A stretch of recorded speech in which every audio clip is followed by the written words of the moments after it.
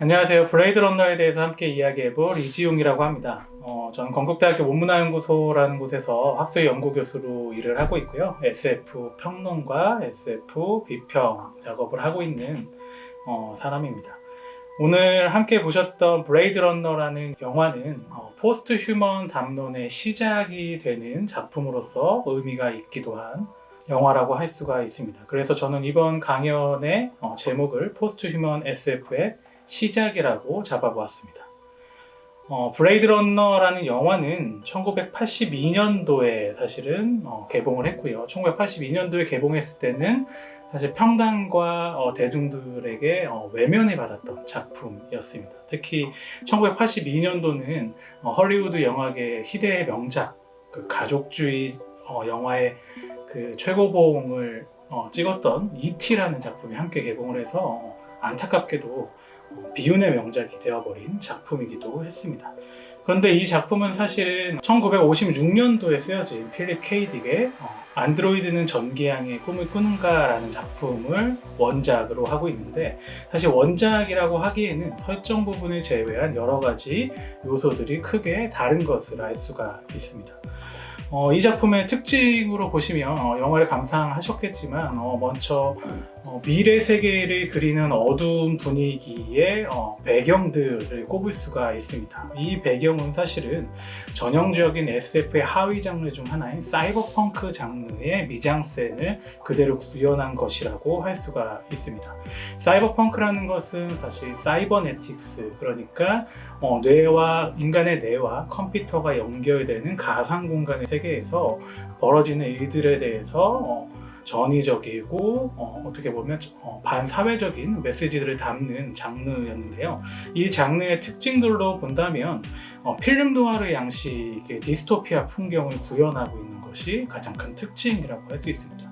그러다 보니까 마천루와 네온사인, 그리고 그 당시에 미국인들이 사실 생각했었던 아시아의 기호들, 한자라든지 일본어와 같은 그런 사인의 기호들이 난무하고 있는 것이 시각적인 특징이라고 볼 수 있을 것 같습니다. 이게 재미있는 것은 1982년도에 블레이드 러너가 개봉했을 때 그렸던 미래가 2019년입니다. 바로 작년이죠. 우리에겐 이제 과거가 되어버린 시점입니다. 그래서 이것을 기념하고자 2017년도에 프로젝트 하나가 발동이 돼서 사실은 블레이드 러너 2049라고 하는 블레이드 러너의 2019년에서 30년 뒤의 일을 그린 속편이 제작되기도 했습니다. 근데 1982년도에 이 아시아의 사인들을 미국인들이 생각했을 때 미래의 첨단 기술이 발달한 사회라고 하면 중국 혹은 그런 한자 기호를 사용하고 있는 일본이 가장 대표적이었던 거죠. 앞서 말씀드렸던 사이버펑크라는 장르에서도 그 장르의 시초가 되는 1980년대 뉴로맨서라는 작품에서 보면 이 정신과학 기술과 사실은 사이버 스페이스 공간이 가장 잘 구현된 최첨단의 도시가 일본의 치바현으로 나옵니다.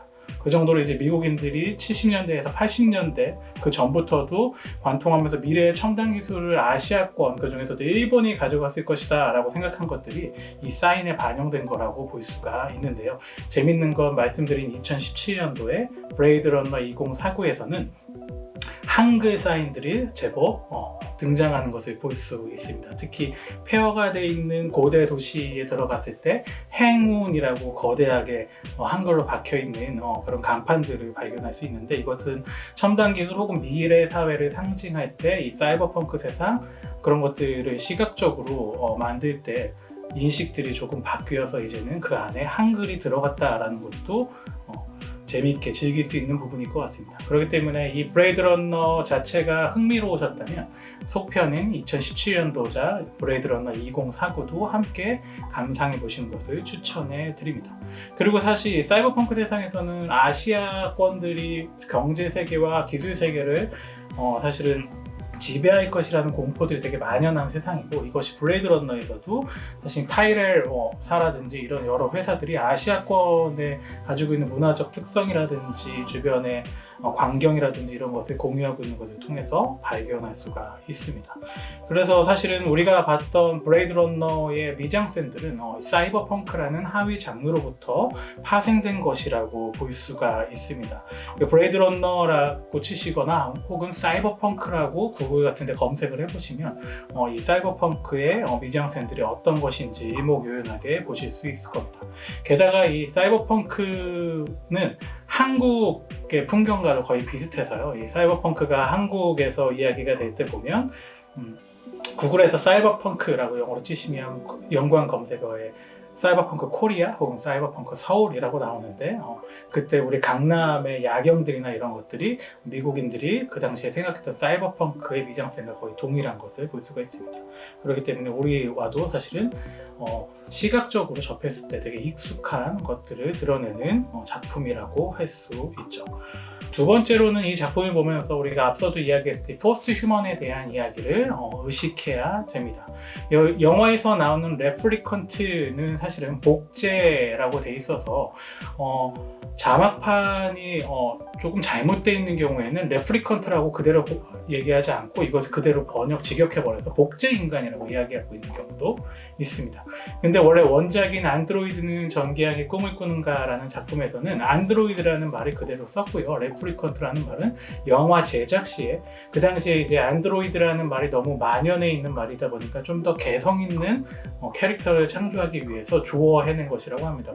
TMI로 하자면 사실은 생물학을 전공하고 있던 제작자의 딸에게 물어봤더니 생물 복제를 할 때 용을 레플리컨트를 그대로 가져와서 조어를 했다라고도 일컬어지고 있죠. 근데 사실은 레플리컨트라고 명명하는 것과 인조인간이라고 명명하는 것은 다소 다른 점, 혹은 복제인간이라고 말하는 것은 다소 다른 그 의미적 맥락이 있습니다. 그래서 복제인간이라고 된 자막편을 보셨다면 조금 의미가 오히려 혼동될 수 있을 겁니다. 왜냐하면 복제인간은 우리가 생각하기를 인간의 체세포 유전자를 그대로 복제해서 또 다른 같은 유전자를 가진 인간을 만들어내거나 같은 유전 정보를 가진 장기나 어떤 신체를 가진 자들을 말하는데, 여기서 레플리컨트는 인간의 유전자나 그런 것을 본따 쓰되 어떤 오리진이 존재하지 않는 완벽하게 새로운, 어떻게 보면 인공지능을 가진 로봇과 같은 존재로서의 피사체로 설정되어 있는 것을 알 수가 있습니다. 그렇기 때문에 우리가 여기서 봐야 될 포스트 휴먼은 정말 완벽하게 다른 독립된 개체로서의 레플리컨트들입니다. 그렇기 때문에 사실은 복제인간이란 말은 다소 맞지 않게 되는 거죠. 오리진이 존재하고 그것의 부차적인 카피로서의 복제인간이 아니라 각각의 하나하나의 개체가 독립되어 있는 그런 이들을 레플리컨트라고 이야기했습니다. 이 레플리컨트들의 큰 특징은 영화에서 보신 것처럼 감정을 학습할 수 있게 되어 있고, 그것 때문에 감정의 학습이 늘어나서 여타의 감정들로 인해서 인간과 구분이 가지 않거나 인간과 구분이 가지 않는 상태에서 인간이 할 수 없는 일을 월등하게 처리하는 인간의 능가하는 존재가 되는 것에 대한 두려움으로 인해서 4년에 한 번씩 폐기를 하게 됩니다. 그래서 이때는 레플리컨트들은 죽음, die 혹은 dead에 이르는 것이 아니라 retired, 폐기 처리되는 것을 알 수가 있죠. 그래서 이들을 명백하게 사물로, 그리고 사실은 주체가 아니라 타자화된 개체로 상정하고 있는 것을 볼 수가 있습니다. 그래서 이런 타자화된 개체들이 영화에서 등장했을 때 근본적으로 우리가 던질 수 있는 질문은 인간이란 과연 무엇인가에 대한 것입니다. 특히 이 영화가 처음 나왔을 1980년도에는 포스트 휴머니즘, 포스트 모더니즘과 같은 이전에 있었던 여러 가지 기준들에 대해서 다시 재질문을 하는 작업들이 이루어지던 시기입니다. 그래서 사실은 이 작품에서도 결국 인간이란 무엇인가, 레플리컨트와 인간이 다른 것이 무엇인가 라는 질문을 끊임없이 하고 있고, 그것을 가려내기 위한 여러 가지 질문 작업들이 나오는데, 그 질문 작업들이 과연 동일한 인간들에게 계속 질문이 됐을 때 인간과 그 레플리컨트를 구분할 수 있는 완벽한 변곡점이 되는가라는 것들은 계속해서 퀘스천 마크가 붙을 수밖에 없는 거라고 할 수 있습니다. 여기서 나타나고 있는 사실은 포스트 휴먼 담론은 구체화되기 시작한 것을 생각하면 사실 포스트 구조주의라는 1960년대 이후에 사조 이후에 나타난 것이라고 할 수 있고, 이때 당시에 사실 다나 헤로웨이의 사이보그 선언이라든지 캐서린 헤이스의 포스트 휴머니즘 이론이라든지 이런 것들이 사실은 누적되면서 80년대 이런 담론들을 사실 만들 수 있었고, 이 포스트 휴머니즘 담론은 지금도 계속해서 누적되고 있고, 특히 지금 코로나 사태 이후에 이렇게 언택트의 시대가 열리면서 사이버 스페이스 내에서의 다양한 몸을 가지지 않은 존재들이 서로 커뮤니케이트 하는 것까지도 사실은 우리가 이 포스트 휴먼의 영역에서 이야기를 할 수 있게 됩니다. 그렇기 때문에 사실 여기서 단순히 인간에 의해서 만들어진 피조물이라고 해서 그들을 함부로 대할 수 있다라고 여기는 담론들은 우리가 21세기 넘어온 현재에서는 다소 지양해야 되는 그런 부분이라는 것을 명확하게 해주고 있을 겁니다.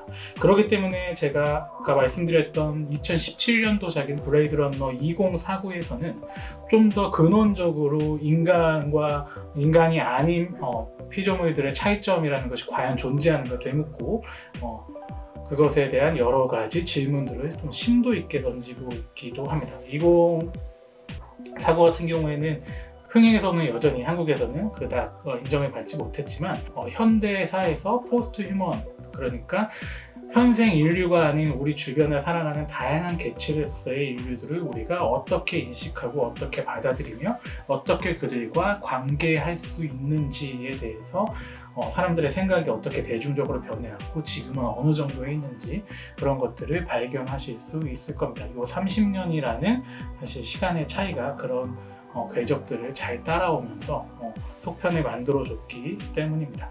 자, 여기까지 블레이드 러너에 대한 이야기, 그리고 포스트 휴먼에 대한 이야기를 해보았습니다.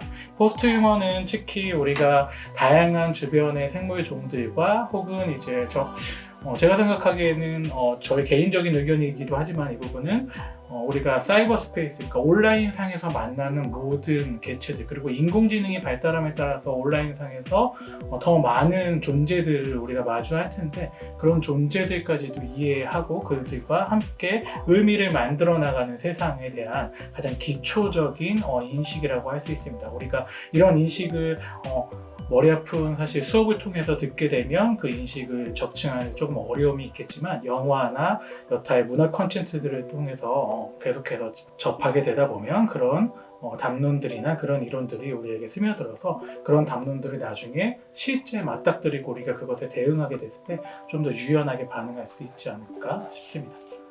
자, 여기까지 영화에 대해서 이야기해봤고요. 다음에 기회가 되면 또 뵙도록 하겠습니다. 감사합니다.